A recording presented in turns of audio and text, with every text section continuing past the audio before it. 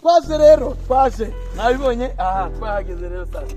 Okay, ngiyi moto yacu tukunze kubigisha. Dore ngiyi ihagaze ku kuguru kwayo.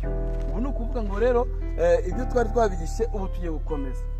Rero hari icyo bita clash, hari icyo bita embrayage.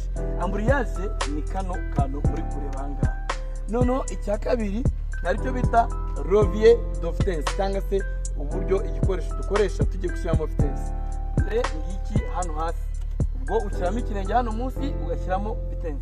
Nagira ngo mbibereke neza mubirebe neza nuko babishyiramo. Ngira ngo mwabibonye nuvuga ngo vitesse ijya hejuru ariko ugomba kubikora ufashe embrayage. Yes, ngira ngo murabibonye rero. Nukuvuga ngo rero ubu tugiye kwatsa moto yacu nitumara kuyatsa ubundi tutangire tuyitwara.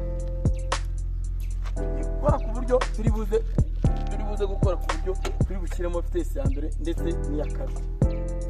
Reka dutangire.